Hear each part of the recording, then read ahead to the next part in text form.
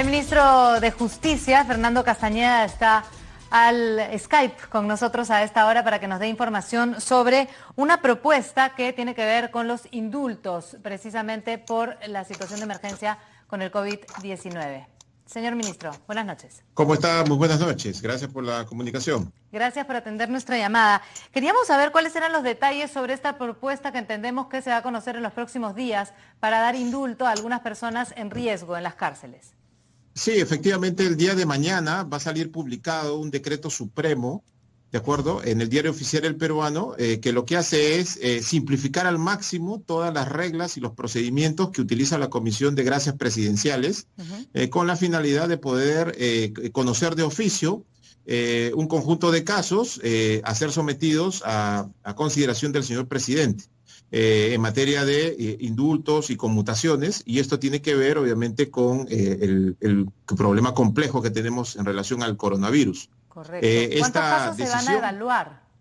Sí, hay un universo máximo de 3.000 casos, ¿de acuerdo? ¿Por qué digo máximo? Porque hemos identificado algunos grupos prioritarios, como por ejemplo el caso de las mamás con hijos, las gestantes, los adultos mayores a 60 años, los enfermos y aquellos que cumplan su condena en los próximos 6 meses. Pero obviamente, ¿por qué digo que es un techo máximo? Porque la comisión actúa en función de la información que el Poder Judicial remite y el Instituto Nacional Penitenciario, y en esta información que se remita, por ejemplo, podría darse el caso de que exista algún impedimento legal o algún mandato de detención distinto del delito por el cual fue internada la persona, y obviamente eso inhabilita a que la persona sea objeto de un indulto. Pero salvo esas consideraciones, podría ser en todas las cárceles, respecto de toda la población penitenciaria, que está comprendido estos grupos y que además no esté, obviamente, en el caso de los adultos mayores de 60 años, que no esté en la lista de exclusión por delitos graves. Y en el decreto supremo se han indicado precisamente de forma exhaustiva cuáles son aquellos delitos que están excluidos de la aplicación, obviamente por constituir delitos graves. Correcto. ¿Cuál es la situación en las cárceles ahora mismo? La semana pasada conocimos ya de algunos contagios y finalmente la emergencia que se está viviendo en algunos penales. ¿Cuáles son las cárceles que ustedes ya tienen identificadas con casos de COVID? Sí, lo primero que tengo que decir es que de las 68 cárceles hay por lo menos 58 cárceles que están, según los reportes y la observación médica de la parte médica de los propios penales, no hay elementos que apunten a la presencia del virus. Limpias, 58 cárceles. Digamos, vamos a decirlo así. ¿Por qué te digo así? Porque nos estamos basando en la observación de los médicos de los penales, ¿de acuerdo? En 10 penales sí hay la presencia del virus, pero hay que diferenciar.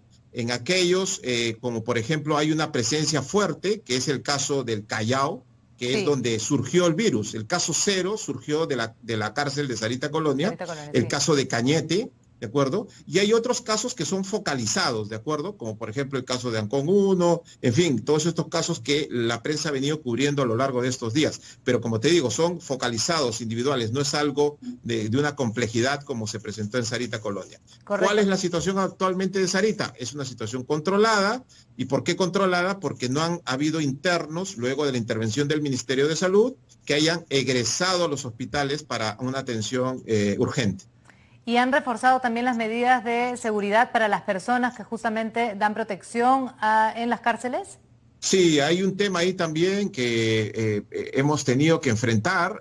Como toda emergencia, hemos sufrido bajas, tanto a nivel de personas, de trabajadores que lamentamos que hayan fallecido en ejercicio de su deber, y además, obviamente, hay trabajadores que por temor no han decidido desistir de sus puestos y se ha rebajado la seguridad, pero frente a este problema es que el Consejo Penitenciario adoptó la decisión de contratar personal adicional con la finalidad de mantener la seguridad de los 68 penales, ¿no? Correcto. Para terminar nada más, ministro, el equipo especial Lavallato ha indicado que espera que se postergue el pedido de suspensión de prisión preventiva de Keiko Fujimori, la audiencia que sea postergada hasta después de la cuarentena. ¿Qué es lo que se puede decir al respecto? Bueno, varias cosas. La primera, que estamos hablando ante un supuesto de una persona procesada, y las decisiones sobre las personas procesadas que en nuestro país son aproximadamente 35.000 internos son procesados, corresponde al sistema de justicia. Lo segundo, que por lo mismo que le corresponde a los jueces en el marco de su autonomía decidir si escarcelan o no a una persona o se le varían la medida que le han impuesto, es la jueza del caso concreto la que tiene que, en base a los elementos que acopien el caso, determinar si hay un elemento para poder escarcelar. Exactamente, ¿no? A pedido de la Fiscalía. Correcto, entonces esperar lo que vaya a decir la jueza al respecto. Muy bien, muchísimas gracias, ministro, por Muchas gracias por la comunicación. Gracias. Vamos a hacer una pausa rápidamente, el tiempo nos queda bastante corto, pero volvemos con más en